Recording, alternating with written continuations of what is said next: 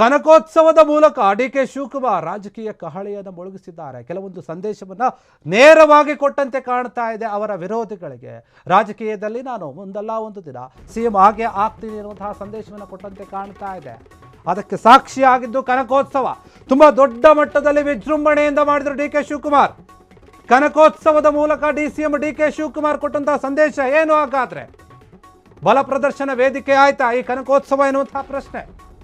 ಕನಕೋತ್ಸವದಲ್ಲಿ ಭಾಗಿಯಾಗಿದ್ರು ಕಾಂಗ್ರೆಸ್ನ ಸಾಕಷ್ಟು ಶಾಸಕರು, ಬೆಂಬಲ ಇದೆ. ಕನಕೋತ್ಸವದಲ್ಲಿ ನೋಡಿ 35ಕ್ಕೂ ಹೆಚ್ಚು ಕಾಂಗ್ರೆಸ್ ಶಾಸಕರು ಭಾಗಿಯಾಗಿದ್ರು.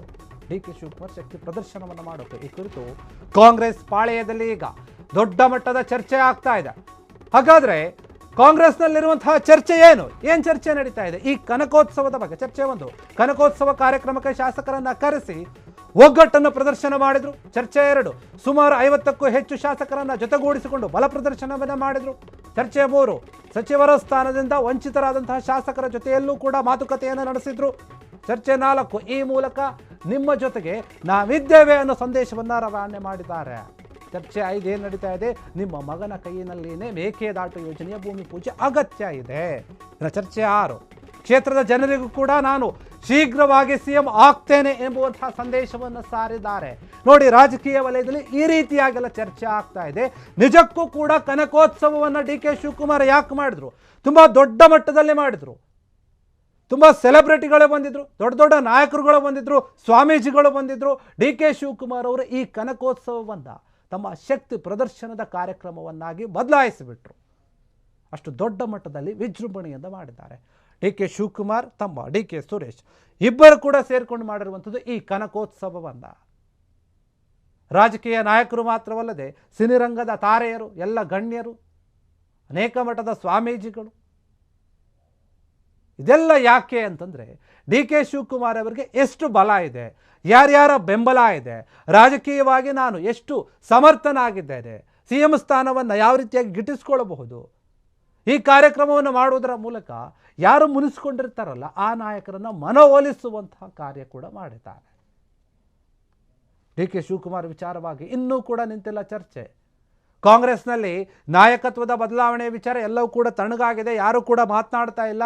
ಅದನ್ನೇನು ಮುಗಿದು ಹೋದ ಕತೆ, ಸಿದ್ದರಾಮಯ್ಯವರೇ ಮುಂದುವರಿತಾರೆ, ಡಿ.ಕೆ. ಶಿವಕುಮಾರ್ ಅವ್ರಿಗೆ ಸಿಗೋದಿಲ್ಲ ಎನ್ನುವಂಥ ರೀತಿಯಲ್ಲಿ ಸುಮ್ಮನಾಗ್ಬಿಟ್ಟಿದ್ರಲ್ಲ. ಇಲ್ಲ, ಈ ಕನಕೋತ್ಸವವನ್ನು ನಡೆಸಿ ತಮ್ಮ ಶಕ್ತಿ ಏನು ಅನ್ನೋದನ್ನು ತೋರಿಸಿದ್ದಾರೆ. ಬಲ ಪ್ರದರ್ಶನದ ವೇದಿಕೆ ಆಗಿತ್ತದು. ಯಾಕಂದರೆ ಅಷ್ಟು ರಾಜಕೀಯ ನಾಯಕರು ಬಂದಿದ್ದರು, 50ಕ್ಕೂ ಹೆಚ್ಚು ಶಾಸಕರನ್ನು ಕರೆಸ್ಕೊಂಡಿದ್ರು, ತೋರಿಸಿದ್ರು ಯಾರ್ಯಾರಿದ್ದಾರೆ ನಮ್ಮ ಕಡೆ ಅಂತ ಹೇಳಿ. 35ಕ್ಕೂ ಹೆಚ್ಚು ಅಂತಾರಲ್ಲ, 50ಕ್ಕೂ ಹೆಚ್ಚು ಜನ ಇದ್ದಾರೆ. ಅವರೆಲ್ಲರೂ ಕೂಡ ಡಿ.ಕೆ. ಶಿವಕುಮಾರ್ ಪರವಾಗಿದ್ದಾರೆ. ಮುಂದಿನ ದಿನಗಳಲ್ಲಿ ಇವರೇ ನಾಯಕರು ಆಗಬೇಕನ್ನುವಂತಹ ಕೂಗು ಬಂದಾಗ ಎಲ್ಲರೂ ಕೂಡ ಇವರ ಜೊತೆ ನಿಲ್ಲುವಂತಹ ಸಾಧ್ಯತೆ ಇದೆ. ಇದನ್ನೇ ಹೇಳಿದ್ದು ಈ ಕನಕೋತ್ಸವದಲ್ಲೇ.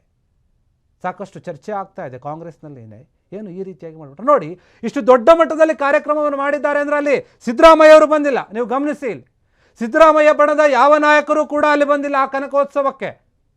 ಸಿದ್ದರಾಮಯ್ಯ ಆಪ್ತ ವಲಯದಲ್ಲಿ ಯಾರ್ಯಾರು ಗುರುತಿಸಿಕೊಂಡಿದ್ರು ಯಾರಿಗೂ ಕೂಡ ಆಹ್ವಾನ ಕೊಟ್ಟಿಲ್ಲ ಅಂತ ಕಾಣಿಸುತ್ತೆ. ಒಂದು ವೇಳೆ ಕೊಟ್ಟಿದ್ರು ಕೂಡ ಅವರು ಬಂದಿಲ್ಲ. ಇದೇ ಈಗ ದೊಡ್ಡ ಮಟ್ಟದ ಚರ್ಚೆಗೆ ಕಾರಣವಾಗ್ತಾ ಇರುವಂಥದ್ದು. ಇನ್ನು ಇಷ್ಟೇ ಅಲ್ಲ, ಈ ಕಾರ್ಯಕ್ರಮದ ಮೂಲಕ ಕ್ಷೇತ್ರದ ಜನರಿಗೂ ಕೂಡ ನಾನು ಮುಂದಿನ ದಿನಗಳಲ್ಲಿ ಅತಿ ಶೀಘ್ರವಾಗಿ ಸಿಎಂ ಆಗ್ತೇನೆ ಎನ್ನುವಂತಹ ಸಂದೇಶವನ್ನು ಕೂಡ ಸಾರಿದ್ದಾರೆ ಡಿ.ಕೆ. ಶಿವಕುಮಾರ್. ಈ ಕಾರ್ಯಕ್ರಮ ನಡೆದಿದ್ರು ಕೂಡ, ಎಲ್ಲವೂ ಮುಗಿದ್ರೂ ಕೂಡ ಇನ್ನೂ ಕೂಡ ಚರ್ಚೆ ಆರಿಲ್ಲ ವಿಚಾರವಾಗಿ. ಡಿ.ಕೆ. ಶಿವಕುಮಾರ್ ಅವರು ನಿಜವಾಗಿಯೂ ಕೂಡ ಅವರ ಶಕ್ತಿ ಪ್ರದರ್ಶನ ಮಾಡಿದ್ದಾರೆ ಅಂತ.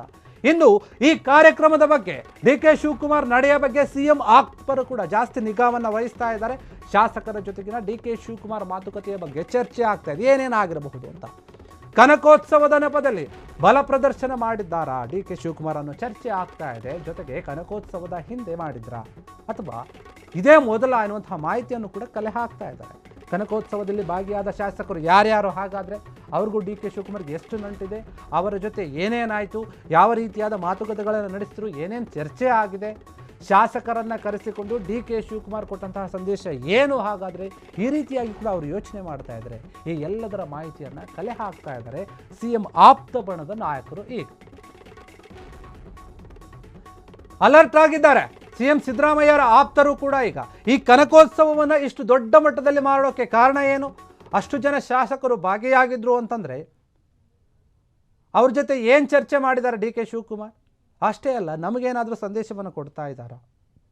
ಈ ಕನಕೋತ್ಸವ ಇದೇ ಮೊದಲ ಬಾರಿಗೆ ನಡೀತಾ ಇರೋದಾ, ಇಲ್ಲ ಈ ಹಿಂದೆ ಕೂಡ ಮಾಡಿದ್ರಾ? ಈ ಹಿಂದೆ ಮಾಡಿದರೆ ಅದು ಇಷ್ಟು ದೊಡ್ಡ ಮಟ್ಟದ ಕಾರ್ಯಕ್ರಮ ಆಗಿರಲಿಕ್ಕೆ ಇಲ್ಲ ಸಾಮಾನ್ಯವಾಗಿ. ಈ ಬಾರಿ ಮಾಡಿರುವಂತಹ ಕಾರ್ಯಕ್ರಮ ನಿಜಕ್ಕೂ ಕೂಡ ದೊಡ್ಡ ಮಟ್ಟದಲ್ಲಾಗಿದೆ. ಅದರ ಬಗ್ಗೆನೇ ಚರ್ಚೆ ಆಗ್ತಾ ಇದೆ. CM ಸಿದ್ದರಾಮಯ್ಯ ಬಣದ ನಾಯಕರು ಕೂಡ ಒಂದು ಸ್ವಲ್ಪ ಅಲರ್ಟ್ ಆಗಿ ಯೋಚನೆ ಮಾಡ್ತಾ ಇದ್ದಾರೆ. DK ಶಿವಕುಮಾರ್ ಯಾಕೆ ಈ ರೀತಿಯಾಗಿ ನಡೆದುಕೊಳ್ತಾ ಇದ್ದಾರೆ, ಅವರ ಮುಂದಿನ ನಡೆ ಏನು ಯೋಚನೆ ಮಾಡಿದ್ದಾರೆ ಮತ್ತು ಏನು ಸಂದೇಶವನ್ನು ಕೊಡ್ತಾ ಇದ್ದಾರೆ ಈ ಮೂಲಕ, ಈ ಕಾರ್ಯಕ್ರಮದ ಮೂಲಕ. ಇದೇ ಚರ್ಚೆಗಳಾಗ್ತಾ ಇದೆ. DK ಶಿವಕುಮಾರ್ ಆಪ್ತ ವಲಯದಲ್ಲಿ ಕೂಡ ದೊಡ್ಡ ಮಟ್ಟದ ಚರ್ಚೆ ಇತ್ತು. ಅದೇನಂತಂದರೆ DK ಶಿವಕುಮಾರ್ CM ಆಗೇ ಆಗ್ತಾರೆ, ಅದನ್ನು ತಪ್ಪಿಸೋಕೆ ಯಾರೂ ಸಾಧ್ಯ ಇಲ್ಲ ಅಂತ DK ಸುರೇಶ್ ಕೂಡ ಹೇಳಿದರು. ಆದರೆ ಅದು ದಿನ ಕಳೆದಂತೆ ಬೇರೆ ರೀತಿಯಾಗಿ ಮಾತುಗಳು ಕೇಳಿ ಬರ್ತಾ ಇದ್ವು ಈ ವಿಚಾರವಾಗಿ. ಹೀಗಿರುವಾಗ ಆ ವಿಚಾರವನ್ನು ಸೈಡಿಗಿಟ್ಟು ನನ್ನ ಶಕ್ತಿ ಏನು ಅಂತ ತೋರಿಸೋಕ್ಕೆ ಈ ಕಾರ್ಯಕ್ರಮವನ್ನು ನಡೆಸಿದ್ರು. ಅದ್ರ ಬಗ್ಗೆ ಈಗ CM ಸಿದ್ದರಾಮಯ್ಯ ಬಣದ ನಾಯಕರು ಕೂಡ ಯೋಚನೆ ಮಾಡ್ತಾ ಇದ್ದಾರೆ. ಎಲ್ಲ ಮಾಹಿತಿಯನ್ನು ಕಲೆ ಹಾಕ್ತಾ ಇದ್ದಾರೆ. ಯಾರ ಜೊತೆ ಏನು ಮಾತನಾಡಿದರು, ನಿಮ್ಮನ್ನು ಯಾವಾಗ ಕರೆದಿದ್ರು, ಏನಂತ ಕರೆದಿದ್ರು, ನೀವಲ್ಲಿ ಹೋದ್ಮೇಲೆ ಏನು ಮಾತನಾಡಿದ್ರಿ, ಅದನ್ನು ಕೂಡ ಕೇಳುವಂತಹ ಸಾಧ್ಯತೆ ಇದೆ. ಮತ್ತು ಈ ಕಾರ್ಯಕ್ರಮದ ಬಗ್ಗೆ ಕೂಡ ಕೆಲವೊಂದು ಮಾಹಿತಿಗಳನ್ನು ಕಲೆ ಹಾಕ್ತಾ ಇದ್ದಾರೆ. ಎಲ್ಲವನ್ನೂ ಕೂಡ ಕಲೆಕ್ಟ್ ಮಾಡಿ ಸಿದ್ದರಾಮಯ್ಯ ಅವರಿಗೆ ತಿಳಿಸುವಂಥ ಕೆಲಸವನ್ನು ಮಾಡ್ತಾ ಇದ್ದಾರೆ.